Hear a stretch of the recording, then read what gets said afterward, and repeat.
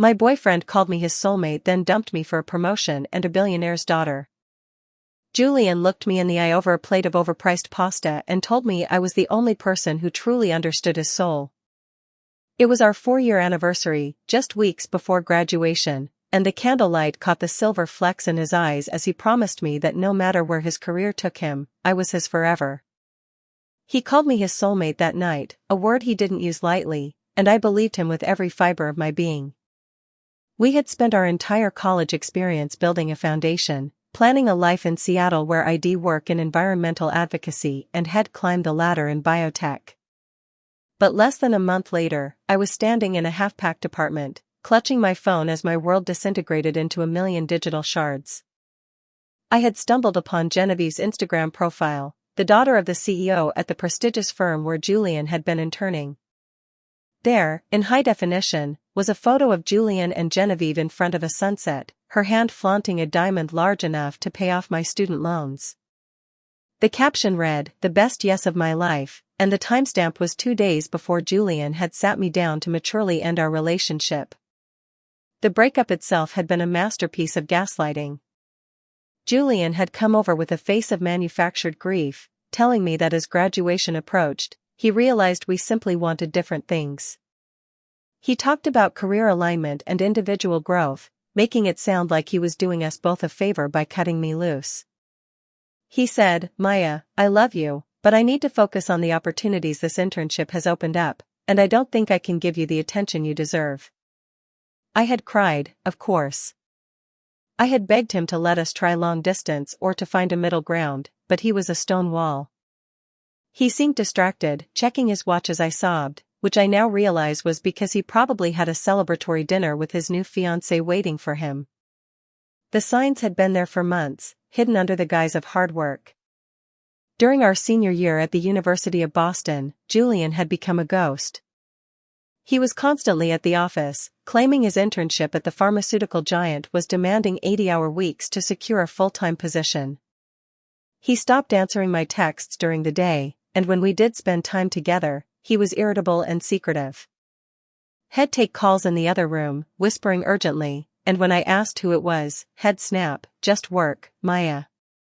Do you want me to succeed or not?" My friends told me it was just graduation stress, and my mother told me that ambitious men are often preoccupied, but my gut was screaming that I was being phased out of my own life. I felt like a placeholder, a comfort from his old life that he was keeping around until his new life was officially ready for him. After the breakup, I did the only thing I could do. I followed through with my move to Seattle alone. I spent my days working for a nonprofit, helping to organize urban gardens, and my nights spiraling into the dark corners of social media. I became a digital detective, piecing together the timeline Julian thought he had erased. I found that Julian hadn't just started at that company 6 months ago like he told me. He had been networking with the CEO's inner circle for a year. He wasn't just an intern, he was a project lead on the fast track, a position suspiciously granted around the same time he started appearing in the background of Genevieve's socialite photos. Every time he told me he was working late, he was actually at galas, country clubs, and private dinners with the girl who could buy him the career he was too impatient to earn on his own. The final straw came during a late-night phone call with Julian's sister, Alara. We had always been close, and she sounded like she was on the verge of a breakdown when she answered. I asked her point-blank if she knew about Genevieve.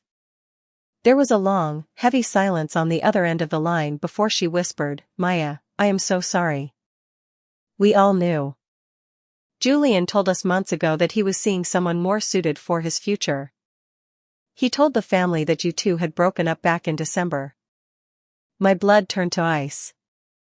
In December, we were spending Christmas with his parents. In December, he was buying me a gold locket and telling me he couldn't wait to grow old with me. The entire family had looked me in the eye and smiled, knowing I was being replaced like an old model of a car. Alara cried as she told me, my parents were just so happy about the connections he was making.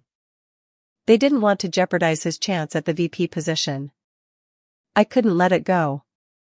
The unfairness of it was a physical weight in my chest. I didn't want him back, I wouldn't touch him with a 10-foot pole, but I wanted the truth to exist outside of my own head.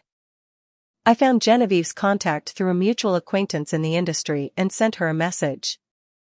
I didn't expect a response, but 10 minutes later, my phone rang. Genevieve's voice was polished, cold, and surprisingly curious. We met at a coffee shop when she was in town for a business bridal event. I showed her the photos of Julian and me from Valentine's Day, from our anniversary, and the texts he sent me the very morning of their engagement, telling me he missed his soulmate. Genevieve looked at the screen, her expression shifting from bored indifference to a sharp, calculating rage. "He told me you were an ex from freshman year who wouldn't stop stalking him," she said, her voice trembling slightly.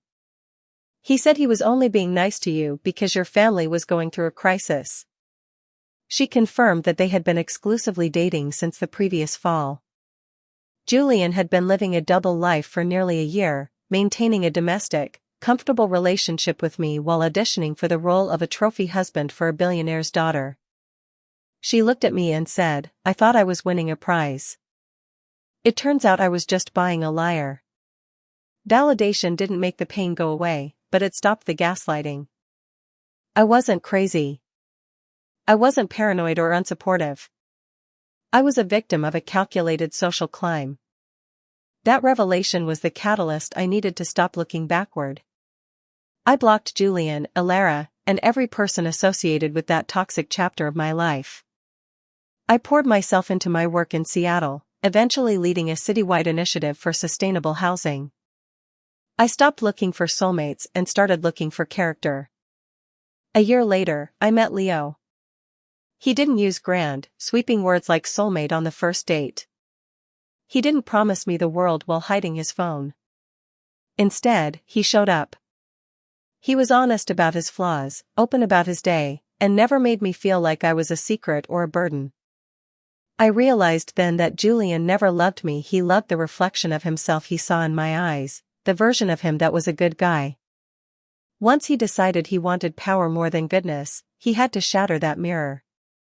I am stronger now, not because of the betrayal, but because of the way I walked through the fire it started. I learned that trust is earned in the quiet, boring moments, not in candlelit speeches. I have a life now that is built on solid ground, and sometimes, when I see Julian's face in the business section of the news, I just feel sorry for the girl who's still holding the mirror for him.